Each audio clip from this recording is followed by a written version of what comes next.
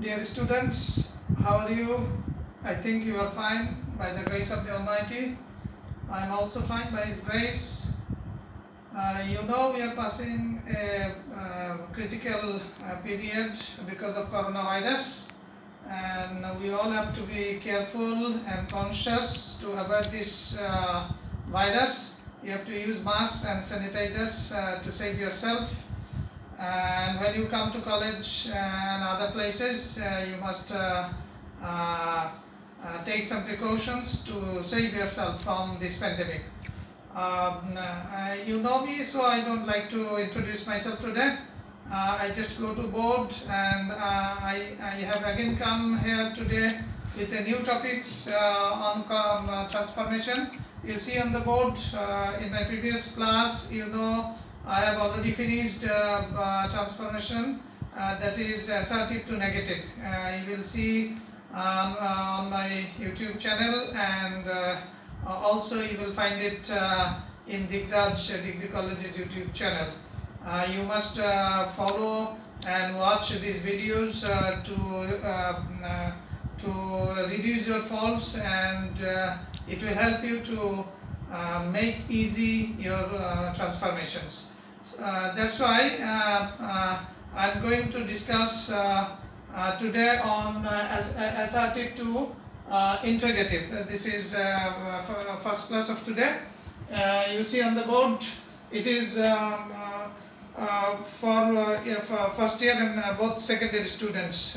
You both can watch it, and you will be benefited if you watch it. So I'm going to board to show you the rules. First rule, you see on the board, rule number 1 I have mentioned here. You see interrogative, assertive to interrogative.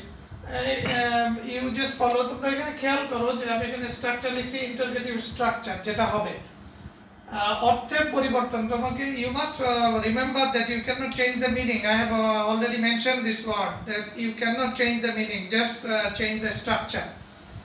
Now see, আমরা বলছি যদি তোমাকে assertive sentence দেয় এবং interrogative করতে বলে, তোমার যেটা করতে হবে প্রথমে অর্থের পরিবর্তন না করে অক্সিলারি ভার্ব যুক্ত যে assertive sentence থাকবে সেটাকে আমরা কিভাবে interrogative করব তুমি দেখে নাও। আমি এখানে লিখে দিছি, প্রথমে আমাকে যেটা করতে হবে টু বি ভার্ব প্রথমে বসে, যেই অক্সিলারি বা টু বি ভার্বটা আছে it will be set at the first of the sentence. Then you put not n comma t, যেহেতু এটা কনস্ট্রাকশন ফর্মে দিছি, যেটা তুমি ইন্টারপ্রেটিভ করবা কনস্ট্রাকশন ফর্মেই লিখবা। তো নট বসাইছি, তারপর দিছি সাবজেক্ট, প্রদত্ত যে সাবজেক্টটা থাকবে সেন্টেন্সে সেই সাবজেক্টটা বসবে, তারপরে যে সাবজেক্টের পরে যে বাকি অংশ থাকে সেটা বসবে, and at the end of the sentence you must put question mark, that is interrogative sign. This is very important. You must put interrogative sign. You cannot put full stop. So come to the point. I have mentioned here the assertive sentence. Look at the sentence. He is absent from the meeting. এখানে কি বলছে? he is absent, এটা হ্যাঁ বোধক একটা বাক্য, এটা affirmative ফর্মে বা অ্যাসার্টিভ ফর্মে আছে, আমাদেরকে ইন্টারোগেটিভ করতে হবে। he is absent from the meeting, তিনি আলোচনায় ছিলেন না বা আসেননি। আমরা যখন ইন্টারোগেটিভ করব বা অনুপস্থিত আমরা বলতে পারি তিনি আলোচনায় অনুপস্থিত। তাহলে আমাদের স্ট্রাকচার অনুযায়ী প্রথমে টু বি ভার্ব আসবে, দেখো টু বি ভার্ব এখানে ইজ আছে, আমরা ইজ নিলাম, তারপরেই বলছে যে নট আসে, এইজন্য আমরা ইজের সাথে নট লিখে আমরা এটা উচ্চারণ করব ইজেন্ট, আমরা বসাই দিলাম। তারপর বলছে সাবজেক্ট বসে, প্রদত্ত বাক্যের সাবজেক্ট কি ছিল? হি, আমরা এটাকে স্মল লেটারে লিখলাম ইজেন্ট হি। তারপর বলছে বাকি অংশ বসে, দেখো আমরা ভার্বের পরে পাইছি অ্যাবসেন্ট ফ্রম দ্য মিটিং, আমরা লিখে দিছি absent from the meeting, and finally question mark ছিল, আমরা বসাই দিছি কোয়েশ্চেন মার্ক। তাহলে isn't he absent from the meeting, অর্থ ঠিক রাখার জন্য আমাদের নট নিয়ে আসতে হবে। সেকেন্ড এক্সাম্পল ফলো করো, I was sincere to my duties, আমি আমার কর্তব্যে যথেষ্ট সচেতন ছিলাম। তাহলে আমরা কি করব, যেহেতু অক্সিলারি ওয়াজ আছে আমরা ওয়াজ নিলাম, এবং নট সূত্র অনুযায়ী নট নিলাম, ওয়াজেন্ট সাবজেক্ট বসে গেল, তারপর ভার্বের পর থেকে যা ছিল বসাই দিলাম, তারপর প্রশ্নবোধক চিহ্ন দিলাম। তাহলে wasn't I sincere to my duties. Third one example for you, they can do the work, এটা প্রেজেন্ট টেন্সে আমরা দিছি আবার they can, this is model auxiliary, তোমরা এটা নিজেরা করবা, they can do the work, this is your duty to do it. Rule number 2, assertive সেন্টেন্সের মধ্যে যদি নেগেটিভ কোনো শব্দ থাকে, অ্যাসার্টিভ সেন্টেন্সটির মধ্যে যদি নেগেটিভ থাকে অর্থাৎ নেগেটিভ দিয়ে শুরু হয়, তাহলে আমরা কি করব, খেয়াল করো, আমরা সেই নেগেটিভ শব্দটা উঠাই দিব এবং অক্সিলারি ভার্বটি প্রথমে বসাবো।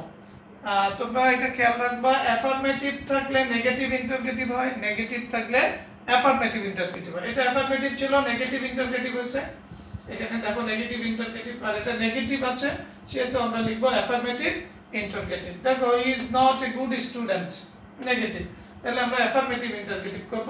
প্রথমে কি হবে, নেগেটিভ শব্দটি উঠে যাবে আর অক্সিলারি ভার্বটা প্রথমে বসে, এখানে অক্সিলারি আছে ইজ, আমরা বসিয়ে দিলাম ইজ, তারপর একই স্ট্রাকচার, দেখো সাবজেক্ট চলে আসছে, তারপর নট উঠাই দিলাম, আর নটের পরে যেই অংশটা ছিল বাকি অংশটা বসাই দিলাম, is he a good student, আর প্রশ্নবোধক চিহ্নটা বসে আমরা এখানে দিয়ে দিছি।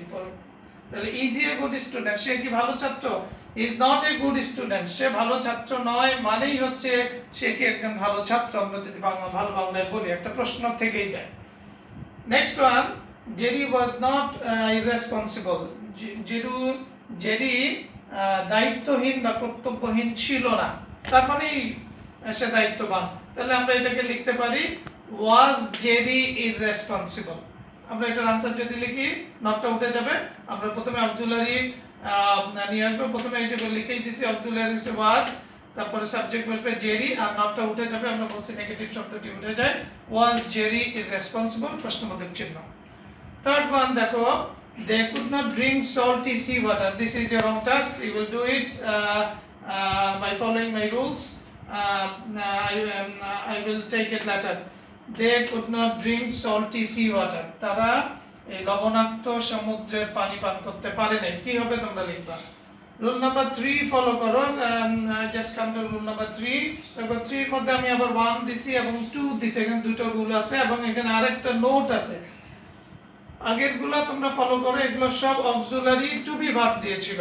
এখন দেখো এখানে যদি টু বি ভার্ব না থেকে সরাসরি প্রিন্সিপাল ভার্ব থাকে, তাহলে আমরা কি করব, সেই ক্ষেত্রে ইন্টারগেটিভ স্ট্রাকচারটা হবে, যদি এটা অ্যাফার্মেটিভ থাকে তাহলে হবে ডোন্ট অথবা ডাজন্ট, প্রেজেন্ট ফর্মে যদি থাকে তাহলে আমরা প্রথমে লিখব ডোন্ট অথবা ডাজন্ট, তারপর ওই বাক্যের সাবজেক্টটা বসাবো, তারপর মূল ভার্বের প্রেজেন্ট ফর্ম বসাবো, তারপর বাকি অংশ বসাবো, তারপরে প্রশ্নবোধক। This is a must. Now look at the examples. Here I have given you some examples. The assertive লিখছি, she likes white globes. সে সাদা গ্লোবস গুলো পছন্দ করত। এখন যেহেতু এস বাই এস থাকলে তোমরা জানো যে এটা থার্ড পারসন সিঙ্গুলার, তাহলে আমরা অবশ্যই ডাজ আনবো। তাহলে যেহেতু এটা অ্যাফার্মেটিভ ছিল, আমাদের নেগেটিভ ইন্টারপ্রেটিভ হবে, এই জন্য আমরা ডাজন্ট নিব। তাহলে ডাজন্ট, তারপর সাবজেক্ট আসবে ডাজন্ট শি, আর ভার্বের পরে যে অংশটা ছিল লাইক থেকে বসে যাবে, এটা লাইকস হবে না, এটা neutral form of principal verb বসবে বা base form. Doesn't she like white globes, সে কি পছন্দ করতো না, তার মনেই পছন্দ করতো। তারপরে দেখো আমরা এখানে নরমালি দিছি, এখানে এস বাই এস নাই, দে প্লে ক্রিকেট, তারা ক্রিকেট খেলে, তাহলে আমরা এখানে যেহেতু এস বাই এস নাই সেহেতু, আর এটা প্লুরাল ফর্ম সাবজেক্ট, সেহেতু আমরা ডোন্ট আনবো, তাহলে আমরা কি লিখবো, ডোন্ট দে প্লে ক্রিকেট, তারা কি ক্রিকেট খেলে না, তার মানে দে প্লে ক্রিকেট, তারা খেলে, এটা প্রশ্নবোধক চিহ্ন হবে। আর রুল নাম্বার 2 দেখো, এটা এখানে যদি পাস্ট টেন্স থাকে তাহলে কি হবে, আমরা এটা প্রেজেন্ট ফর্ম দেখাইছি অর্থাৎ প্রেজেন্ট ইনডিফিনিট ফর্ম, এখানে পাস্ট ইনডিফিনিট ফর্ম যদি থাকে তাহলে কি হবে, আমি একটু তোমাদের দেখাই। এখানে যে পাস্ট ফর্ম থাকবে, প্রথমে আমরা ডিডন্ট আনবো পাস্ট টেন্সের কারণে, তারপরে একই ভাবে সাবজেক্ট বসবে, তো ভার্বের প্রেজেন্ট ফর্ম, তারপরে এই ভার্বটা সবসময় নিউট্রাল হবে, তারপর বাকি অংশ যেটা থাকবে সেটা বসবে প্লাস প্রশ্নবোধক চিহ্ন বসবে। খেয়াল করো অ্যাসার্টিভ আমরা লিখছি Jerry liked the late spring, দেখো পাস্ট টেন্সে আছে লাইকড, তাহলে আমরা প্রথমেই ডিডন্ট আনবো, আমরা এখানে আনলাম, তারপর সাবজেক্ট বসাই দিলাম ডিডন্ট জেরি, আর লাইকড এর নিউট্রাল বা বেস ফর্ম হচ্ছে লাইক, সুতরাং আমরা লাইক লিখছি। এখানে কোনো মতেই লাইকস অন্য কিছু যোগ করা যাবে না, it will be the base form or ভি1 ফর্ম হবে। তো don't Jerry like the late spring, Jerry কি শেষ বসন্ত পছন্দ করতো না, তার মনেই করতো, এখানে বলেই দিছে সে Jerry liked. Next example follow করো, I went there last night, আমি সেখানে গত রাতে গিয়েছিলাম। আমি করে দিই, দেখো তাহলে এখানে যেহেতু went আছে past tense, go went gone, তাহলে past tense V2 তে আছে, আমরা লিখব didn't I go, went এর V1 ফর্ম হচ্ছে go, didn't I go there last night, আমি কি গত রাতে সেখানে যাইনি, প্রশ্নবোধক চিহ্ন।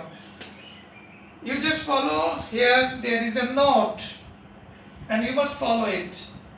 Don't, doesn't, didn't থাকলে ইন্টারগেটিভ করার সময় নট বাদ যায়। আমরা জানি অ্যাফার্মেটিভ থাকলে নেগেটিভ হয়, নেগেটিভ থাকলে অ্যাফার্মেটিভ হয়, সেহেতু আমরা ডোন্ট, ডাজন্ট, ডিডন্ট থাকলে ইন্টারগেটিভ করার সময় নট বাদ যায়, প্লাস সেন্টেন্সের শুরুতে ডু, ডাজ বা ডিড বসে, প্লাস বাকি সব ঠিক থাকে এবং প্রশ্নবোধক চিহ্ন বসে। দেখো here I have given you example to make it easy. দেখো অ্যাসার্টিভ লিখছি he does not work hard, এখানে ডাজন্ট আছে, এই তিনটা যে কোনো একটা থাকলেই হলো, ডাজন্ট আছে, সে কঠোর পরিশ্রম করে না, তাহলে আমরা কি লিখবো, প্রথমে এই ডাজ আসবে স্ট্রাকচারে, তাহলে আমরা লিখবো, এই যে আমি এখানে লিখে দিচ্ছি শুরুতে ডু, ডাজ বা ডিড বসে, তাহলে যেহেতু এটা প্রেজেন্ট ফর্মে ছিল তার পারসন সিঙ্গুলার, সেহেতু আমরা ডাজ লিখছি, ডাজ, তারপর সাবজেক্ট ডাজ হি, আর নিউট্রাল ফর্ম অফ ভার্ব এখানে আছে ওয়ার্ক, তাহলে does he work hard. So I think these rules are very easy if you read attentively and if you pay attention, it will be very easy. You must follow this class, follow these rules and try to do it at home, and I think you can easily do it. So this is much today from assertive to interrogative. I will in my next class I will also give you next 2 or 3 rules from assertive to interrogative. So try to watch my videos and I think you will be benefited. So this is much today. Thank you.